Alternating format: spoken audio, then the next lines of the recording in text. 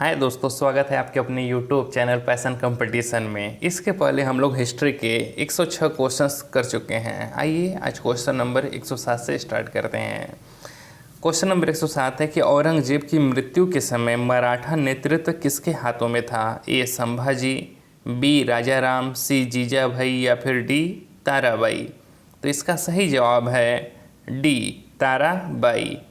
ठीक है दोस्तों, क्या है? ताराबाई। इस टाइम हम लोग मराठा साम्राज्य के क्वेश्चंस को कर रहे हैं। इसके पहले सिंधु घाटी सभ्यता, वैदिक सभ्यता, बौद्ध धर्म, जैन धर्म के क्वेश्चंस को कर चुके हैं। टॉपिक वाइज पेट के सिलेबस में पूछे जाने वाले क्वेश्चंस को कर रहे हैं। आइए तो इसकी व्याख्या को देखते हैं कि राजा राम की मृत्यु 1700 ईस्वी के बाद उसकी पत्नी ताराबाई ने अपने पहले पुत्र करम की मृत्यु के बाद अपने छोटे पुत्र शिवाजी द्वितीय को गद्दी पर बैठाया तथा उसकी संरक्षिका बन गई। ताराबाई एक बहादुर महिला थी और उसने औरंगजेब के विरुद्ध मराठों के संघर्ष को कायम रखा। आइए क्वेश्चन नंबर 108 देखते हैं। शिवाजी के निम्नलिखित उत्तराधिकारियों में से किसे औरंगजेब ने ईमानदार की उपाधि दी थी? ए राजाराम, बी ताराबाई, सी साहू या डी उपर्युक्त में से कोई नहीं। तो इसका सही जवाब है बी ताराबाई। ताराबाई ने क्या किया था? शिवाजी के निम्नलिखित उत्तराधिकारियों में से किसे औरंगजेब ने ईमानदार की उपाधि दी थी? तो ताराबाई को ही ईमानदार की उपाधि दी थी। किसने दी थी? औरंगजेब ने दी थी। आइए इसकी व्याख्या को देखते हैं कि मराठों को नियंत्रण में लाने के औरंगजेब के सारे प्रयत्न विफल रहे। राजा राम की पत्नी ताराबाई ने कोहराम मचाया हुआ था। उसका नेतृत्व और सैनिक संगठन देखकर औरंगजेब ने उसे ईमानदार मराठा नेत्री कहा था। आइए क्वेश्चन नंबर 109 देखते हैं। निम्नलिखित में से किसको देशमुख, पाटिल और नायक नाम से पुकारा गया? ए जागीरदार, बी स्वतंत्र सरदार या सी जमींदार या डी मनसदार। तो इसका सही जवाब है दोस्तों ऑप्शन नंबर बी स्वतंत्र सरदार। क्या है? स्वतंत्र सरदार। आइए इसकी व्याख्या को देख लेते हैं कि विजयनगर शासन काल से चली आ रही स्थानीय प्रशासन व्यवस्था मराठा काल में भी विद्यमान रही। शिवाजी के शासनकाल में गांवों में प्राचीन पैतृक अधिकारी को देशमुख, पाटिल और नायक कहा जाता था। आइए क्वेश्चन नंबर 109 देखते हैं कि शिवाजी के समय सरनोबात का पद संबद्ध था। ए व्यक्ति प्रशासन से, बी न्यायिक प्रशासन से, सी स्थानीय प्रशासन से या डी सैन्य प्रशासन से।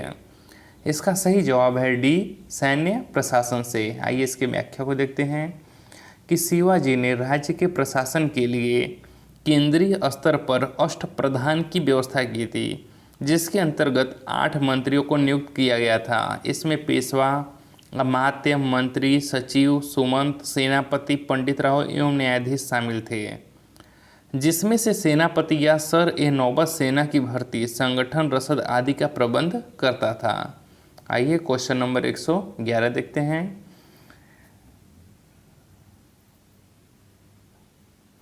वर्ष खालिस्तान में ईस्ट इंडिया कंपनी के जहाज़ों ने सूरत के पास स्थित स्वाली एस्चुरी में पुर्तगालियों को पराजित किया था।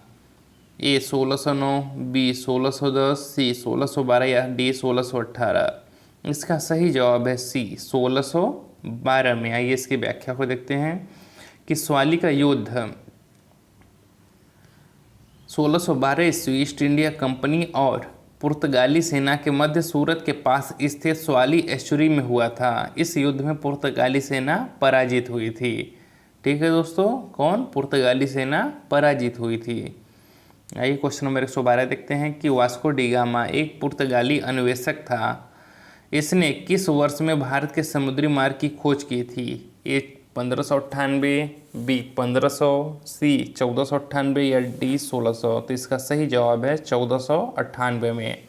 और वास्को डी गामा जब भारत आया था तो यह सर्वप्रथम केरल के कालीकट बंदरगाह पे प्रवेश किया था। वास्को डी गामा एक पुर्तगाली नाविक था। वास्को डी गामा ने भारत के समुद्री मार्ग की खोज सर्वप्रथम 20 मई 1498 ईस्वी को की थी। यह समुद्री मार्ग से रास्ते पहुंचने वाला प्रथम व्यक्ति था, या इसे ऐसे भी कहा जाता है कि भारत की खोज किसने की, तो वह वास्को डिगामा ने किया था। आइए क्वेश्चन नंबर 113 देखते हैं कि दक्षिण भारत के किस राजा ने वर्ष 1741 में कोलाचेल की लड़ाई में डच ईस्ट इंडिया कंपनी को परास्त किया था। ए वीरा पांड्य, कट्टाबोमन, या बी राजा चोल, सी मार्तंड वर्मा, या डी हैदर अली। तो इसका सही जवाब है दोस्तों सी मार्तंड वर्मा। किसने? मार्तंड वर्मा ने। आइए इसकी व्याख्या को देखते हैं। तो अनियम तिरुनाल मार्तंड वर्मा त्रावणकोर के राजा थे। उन्होंने 1741 में कोलाचेल की लड़ाई में डच ईस्ट इंडिया कंपनी को परास्त किया। इन्होंने अपनी सेना को पश्चिमी देशों की तर्ज पर प्रशिक्षित और आधुनिक हथियारों से सुसज्जित, शक्तिशाली और आधुनिक बनाया था। ये अपने राज्य में सामंती प्रभाव को खत्म करना चाहते थे। आइए क्वेश्चन नंबर 114 देखते हैं कि अंग्रेजों के खिलाफ भारतीय सैनिकों द्वारा पहला बड़े पैमाने पर विद्रोह वेल्लोर विद्रोह किस वर्ष हुआ था? ए 1812, बी 1800, सी 1806, या डी 1813। तो इसका सही जवाब है दोस्तों सी 1806 में। आइए इसकी व्याख्या को देखते हैं। वेल्लोर विद्रोह 10 जुलाई 1806 में मद्रास राज्य के वेल्लोर शहर में ईस्ट इंडिया कंपनी के खिलाफ भारतीय सिपाहियों का बड़े पैमाने पर और हिंसक विद्रोह का पहला उदाहरण था। इस विद्रोह के दौरान विद्रोहियों ने वेल्लोर किले को जब्त कर लिया और 200 ब्रिटिश सैनिकों को मार डाला या घायल कर दिया। आइए क्वेश्चन नंबर 115 देखते हैं। किस वर्ष में ईस्ट इंडिया कंपनी ने रणजीत सिंह के साथ अमृतसर की पहली संधि पर हस्ताक्षर किए? ए 1800, बी 1805, सी 1806, या डी 1809। सही जवाब है 1809 में। अमृतसर की संधि रणजीत सिंह तथा अंग्रेजों के मध्य हुई थी। किसके बीच में हुई थी अमृतसर की संधि? तो अंग्रेजों तथा रणजीत सिंह के मध्य। अंग्रेजों तथा विरोधी सिख राज्यों के भय के कारण रणजीत सिंह ने 1809 में लॉर्ड मिंटो के दूत चार्ल्स मेटकाफ से अमृतसर की संधि की। इस समय लॉर्ड मिंटो प्रथम भारतीय गवर्नर जनरल था। लॉर्ड मिंटो कौन था? तो यह भारत का गवर्नर जनरल था। किस नंबर का? तो प्रथम नंबर का। आइए देखते हैं क्वेश्चन नंबर 116। बक्सर के युद्ध के बाद ईस्ट इंडिया कंपनी मुगल सम्राट को प्रतिवर्ष कितने का भुगतान करने के लिए सहमत हुई? ए 42 लाख, बी 26 लाख, सी 44 लाख, या डी 68 लाख। तो इसका सही जवाब है दोस्तों आपका बी 26 लाख। कितना? 26 लाख देने के लिए सहमत हुई। आइए इसकी व्याख्या को देखते हैं। बक्सर का युद्ध 1764 में हुआ था। इसमें अंग्रेजों तथा मीर कासिम अवध के नवाब शुजा उद दौला एवं मुगल सम्राट शाह आलम द्वितीय के मध्य हुआ था। इस युद्ध में अंग्रेज सेनापति हेक्टर मुनरो के नेतृत्व में अंग्रेज विजयी हुए। मुगल सम्राट इस पराजय के बाद ईस्ट इंडिया कंपनी इलाहाबाद के प्रथम संधि के तहत प्रतिवर्ष 26 लाख रुपए मुगल सम्राट को देने के लिए सहमत हुए। आइए क्वेश्चन नंबर 117 देखते हैं। निम्नलिखित में से कौन सा पुर्तगाली उपनिवेश नहीं था? ए बम्बई, बी हुगली, सी मछलीपट्टनम, या डी चौल। तो इसका सही जवाब है सी मछलीपट्टनम। ठीक है, कौन सा? मछलीपट्टनम। आइए क्वेश्चन नंबर 118 देखते हैं कि भारत में काजू का प्रथम परिचय किन लोगों ने कराया? ए डच, बी ब्रिटिश, सी फ्रांसीसी, डी पुर्तगाली। तो इसका सही जवाब है डी पुर्तगाली। कौन? पुर्तगालियों ने भारत में सबसे पहले काजू का परिचय दिया। भारतीय कृषि में पुर्तगालियों की महत्वपूर्ण देन है। भारत में तंबाकू, मूंगफली, आलू, लाल मिर्च, मकई, टमाटर, शकरकंद, चीकू, काजू, अमरूद, पाइनएप्पल और शरीफा इत्यादि पुर्तगालियों के द्वारा ही भारत में लाया गया था। और देखा जाए तो इन सभी को हम आज सबसे ज़्यादा यूज करते हैं, चाहे आलू की बात करें, चाहे लाल मिर्च की, चाहे टमाटर की, चाहे काजू की। ठीक है, इसके अलावा भारत में पहली बार प्रिंटिंग प्रेस का प्रयोग तथा जहाज निर्माण उद्योग पुर्तगालियों की देन है। यहाँ से बहुत ज़्यादा क्वेश्चंस बनते हैं, तो इसे याद रखिएगा। आइए क्वेश्चन नंबर 119 देखते हैं कि पहली डेनिश ईस्ट इंडिया कंपनी ने अपना परिचालन किस वर्ष में शुरू किया? ए 1616, बी 1650, सी 1630 या डी 1670।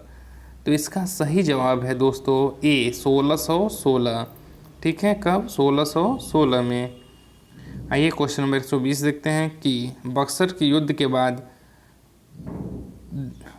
रिक्त स्थान के नवाब ने इलाहाबाद और कड़ा को मुगल सम्राट को सौंप दिया, जो ब्रिटिश सैनिकों के संरक्षण के अंतर्गत आता था। ए बनारस, बी भोपाल, सी बहावलपुर या डी अवध। तो इसका सही जवाब है आपका डी अवध। कौन? अवध। आइए इसकी व्याख्या को देखते हैं दोस्तों। तो इसका व्याख्या है कि बक्सर का युद्ध कब हुआ था? 22 अक्टूबर 1764 ईस्वी में मुगल शासक एवं हेक्टर मुर्रो के नेतृत्व वाली अंग्रेजी सेना के बीच में लड़ा गया था। इस युद्ध में भारतीय शक्तियां पराजित हुई। इस युद्ध में मीर कासिम युद्ध भूमि से भाग गया, जबकि शुजा-उद-दौला एवं शाह आलम द्वितीय ने आत्मसमर्पण कर दिया। इसके बाद क्लाइव ने अवध के नवाब शुजा-उद-दौला और मुगल सम्राट शाह आलम द्वितीय के साथ संधि की। इसकी मुख्य शर्तें इस प्रकार हैं। पहला, अवध के नवाब से इलाहाबाद एवं कड़ा के जिले लेकर मुगल सम्राट को दे दिए जाएंगे। दूसरा, कंपनी 26 लाख वार्षिक पेंशन मुगल सम्राट को देगी। तीसरा, मुगल सम्राट बंगाल, बिहार एवं उड़ीसा की दीवानी कंपनी को प्रदान करेगी। क्वेश्चन नंबर 121 है, वास्को डी गामा किस वर्ष कालीकट में उतरा? कालीकट कहाँ स्थित है? तो केरल में है। कब? 1234, 1681, 1394 या 1498। अभी हम लोग ऊपर ही पढ़े हैं कि वास्को डी गामा भारत सबसे पहले कहाँ आया था? तो कालीकट में आया था। कब आया था? 1498 में आया था। यह मुख्य रूप से किस लिए आया था? तो मसालों का व्यापार करने के लिए आया था और यहाँ से मसाले ले जाने के लिए आया था।